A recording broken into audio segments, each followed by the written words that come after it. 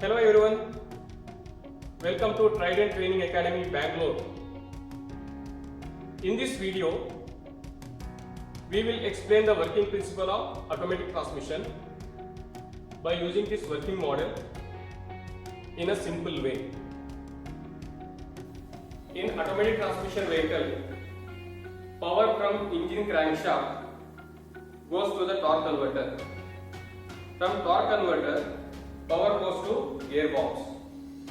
From gearbox, power goes to differential. From differential, power goes to the wheels with the help of drive shaft. This is the torque converter. It is used to transmit the engine power to gearbox. It is attached to the drive plate, which is fitted to the crankshaft. It replaces the clutch and flywheel of manual transmission. Torque converter consists of impeller, turbine and stator, which is placed inside a closed casing filled with the transmission fluid.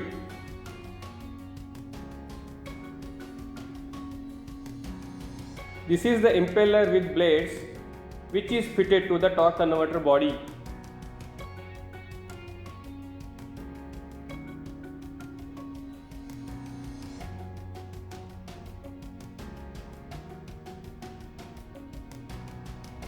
This is the stator, which is fixed over one-way clutch. This is the turbine with blades, which is fitted to the gearbox input shaft. Let us understand the working of torque converter. Engine output is given to the impeller wheel, which pressurizes the fluid inside the torque converter casing.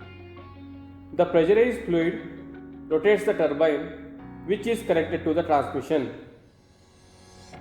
Engine power is transmitted through transmission fluid from impeller to turbine. To understand the working of torque converter, we have a model over here. Here we have two fans fitted opposite to each other. The white colored fan is connected to the motor and red colored fan is not connected to any motor. Assume white colored fan as impeller and red colored fan as turbine. Now I will start the motor of white fan. When we start the motor of white fan rotates. We can see the movement of the air that goes from white fan to red fan, which causes the red fan to rotate. This is how engine power is transmitted from impeller to turbine in the torque converter through transmission fluid. Let us understand the function of the central component stator. Stator is used to change the direction of fluid, which comes back from turbine to impeller.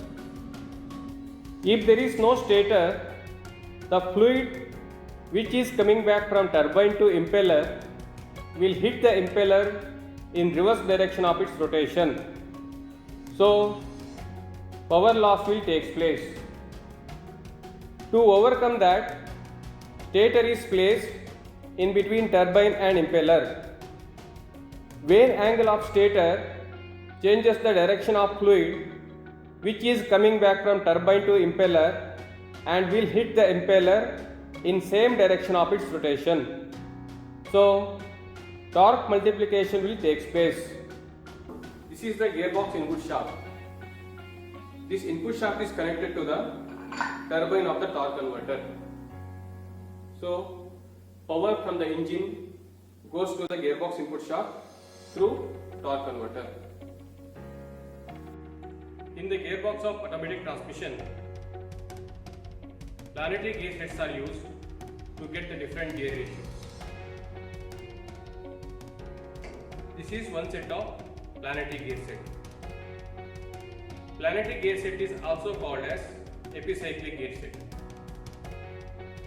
Let us identify its components.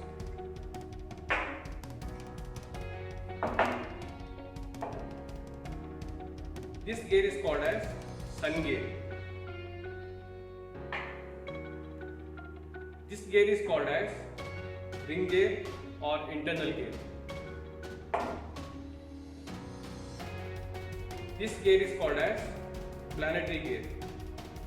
All these planetary gears are connected to this component. This is called as planetary carrier. Out of these three gears, sun gear is the smaller gear, ring gear is the medium sized gear, and planetary carrier is the bigger gear. Let us see how these are connected to each other. Ring gear is connected to the planetary gear. These planetary gears are connected to sun gear.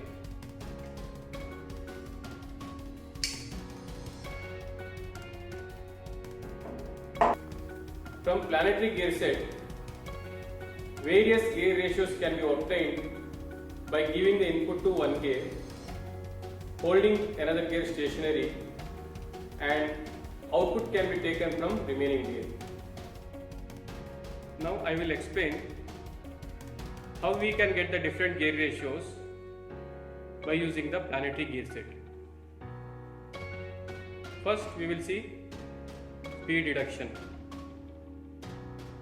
To get the speed reduction, input has to be given to the smaller gear and output has to be taken from the bigger gear. Here, sun gear is the smaller gear and planetary carrier is the bigger gear. First, I will mark on the input and output.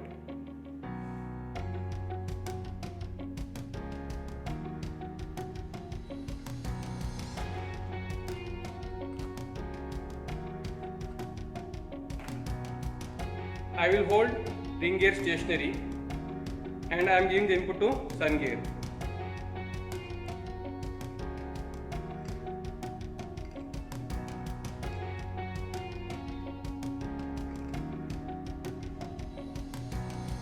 You can observe that output speed is less.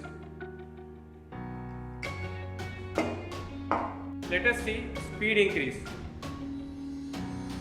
To get the speed increase, input has to be given to the bigger gear and output has to be taken from the smaller gear. Here, planetary carrier is the bigger gear and sun gear is the smaller gear. I will mark on the input and output gear.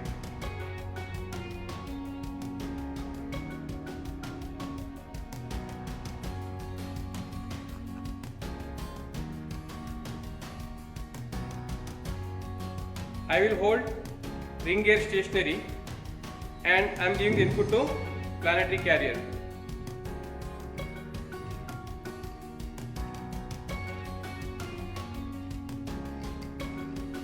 You can observe that output gear is rotating at higher speed.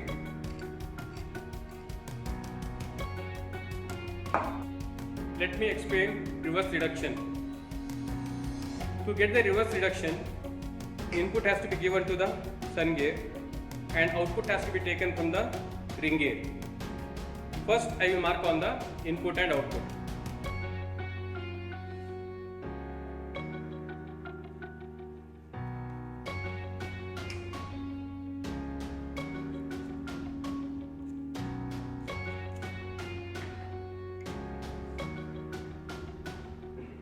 I will hold planetary carrier stationary and I am giving the input to sun gear. You can observe that output gear is rotating in reverse direction and speed is also less. In automatic transmission, to give the input from gearbox input shaft to particular gear, clutches are used, and to hold the particular gear stationary, brakes are used. From one planetary gear set, 7 gear ratios can be obtained as shown in this chart.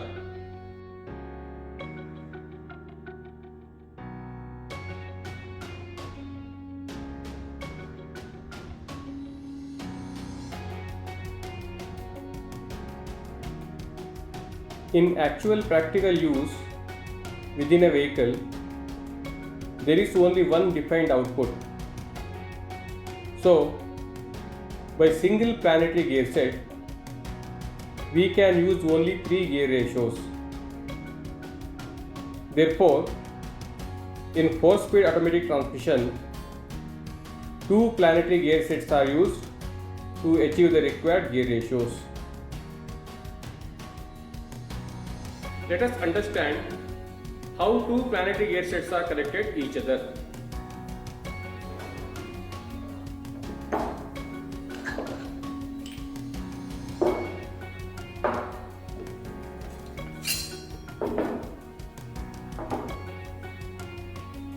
This is the sun gear of first set. These are the planetary gears of first set. This is the planetary carrier of the first set. This is the ring gear of first set. Let us see second set. This is the sun gear of second set. These are the planetary gears of second set. This is the planetary carrier of second set. This is the ring gear of second set. Here you can also observe that planetary carrier of first set acts as a ring gear of the second set. Similarly, planetary carrier of second set acts as a ring gear of first set. Let us see how these gears are connected to each other.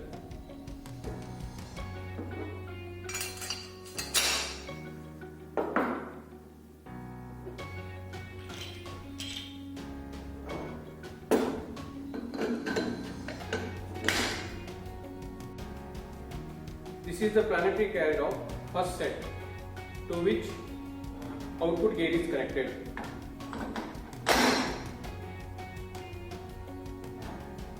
This is the clutch hub.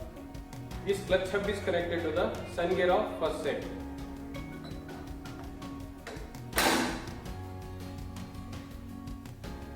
This clutch hub is connected to the planetary carrier of second set. This entire planetary gear set is placed on the input shaft over bearing.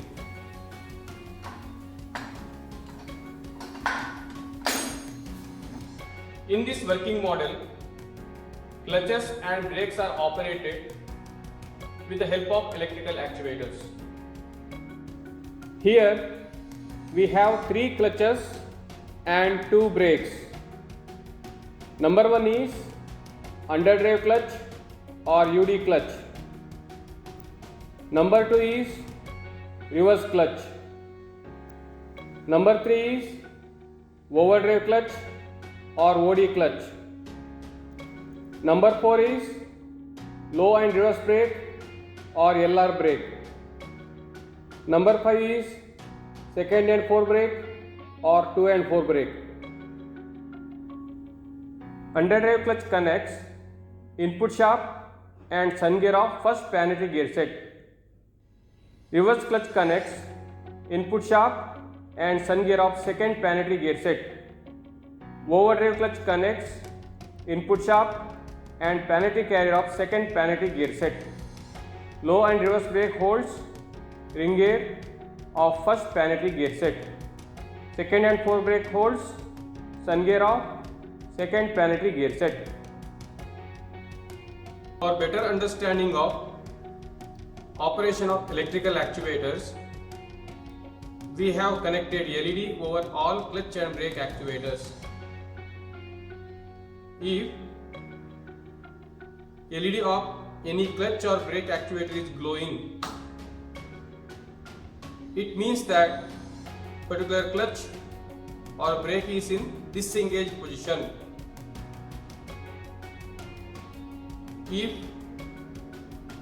LED of any clutch or brake actuator is not blowing. It means that particular clutch or brake is in engaged position. Let us understand how clutch operates. All these three electrical actuators are connected to the gearbox input shaft. When the electrical actuator is on, the rod of the actuator is disengaged from the gear. When the electrical actuator is off, the rod of the actuator is engaged with the gear. Let us understand the operation of brake. Electrical actuator of the brake are fitted to the stationary body. When the electrical actuator is on, rod of the actuator is disengaged from the gear. When the electrical actuator is off, rod of the actuator is engaged with the gear. Let us understand the operation of clutches and brakes in each gear position. In P position, LR brake engages. In reverse gear, LR brake and reverse clutch engages. In neutral position, LR brake engages. In first gear, UD clutch and LR brake engages. In second gear, UD clutch and 2 and 4 brake engages. In third gear, UD clutch and OD clutch engages. In fourth gear, OD clutch and 2 and 4 brake engages.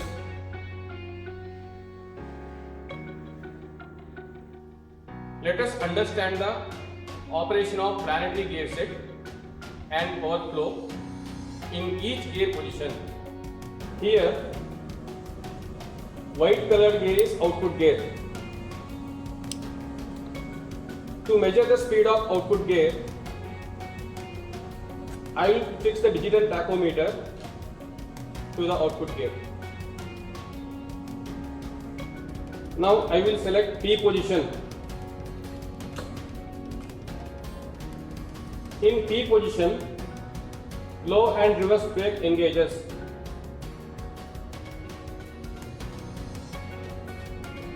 It can be observed that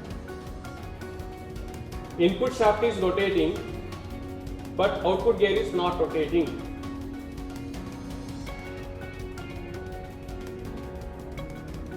Let me select reverse gear.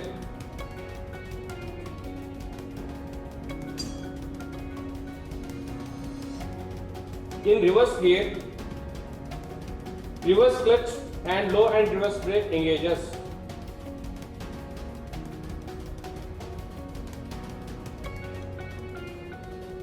You can observe that output gear is rotating but in reverse direction, and its speed also very less. Output gear is rotating at 11 rpm. Let me select neutral position.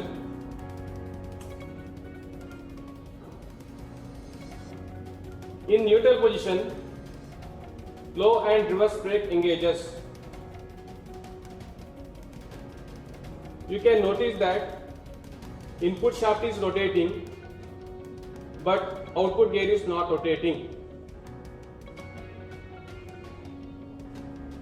Now I will select first gear. In first gear, underdrive clutch and low and reverse brake engages.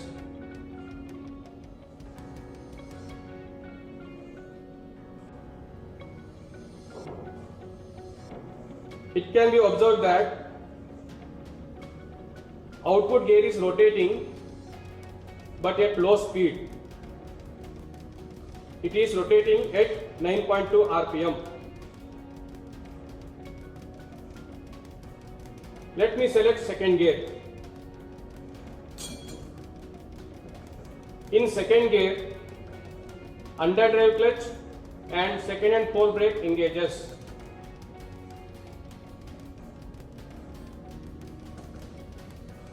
you can notice that output gear speed increased. It is rotating at 17.4 rpm. Now I will select third gear. In third gear, underdrive clutch and overdrive clutch engages. It can be observed that output gear speed is increased. Here, third gear is having the gear ratio of 1:1. Output gear is rotating at 27.3 rpm. Let me select fourth gear. In fourth gear, overdrive clutch and second and fourth brake engages.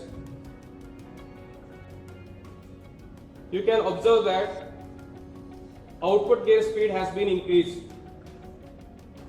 It is rotating at 38.8 rpm. From this output gear, drive goes to this component. This component is called as differential. From differential, drive goes to the wheels with the help of drive shaft. This is how power flow takes place in the automatic transmission. But in the vehicle, hydraulically operated clutches and brakes are used. This is the hydraulic clutch which we use in automatic transmission. Let us understand its operation.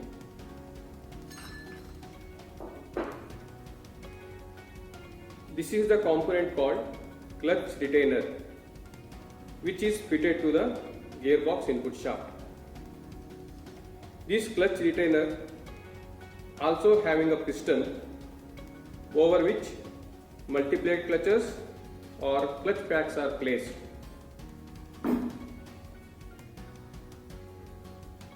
This is the component called clutch hub. This end of the clutch hub is connected to the gear.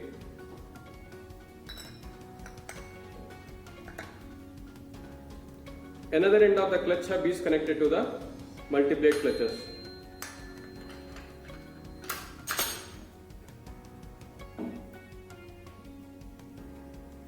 When the hydraulic pressure is applied from here, piston engages the clutch pack and drive from the gearbox input shaft goes to the gear. When the hydraulic pressure is not applied, this multi-plate clutches gets disengaged and drive from the gearbox input shaft will not supply to the gear. This is how clutch operates. Let us understand the operation of brake. Working of brake looks similar, only the difference is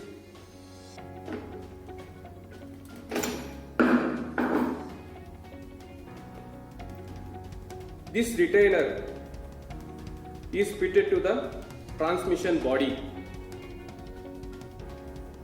When hydraulic pressure is applied from here, these clutch packs gets engaged and this gear held stationary. When the hydraulic pressure is not applied, clutch packs are in disengaged condition and gear is free to rotate. This is how brake works in automatic transmission.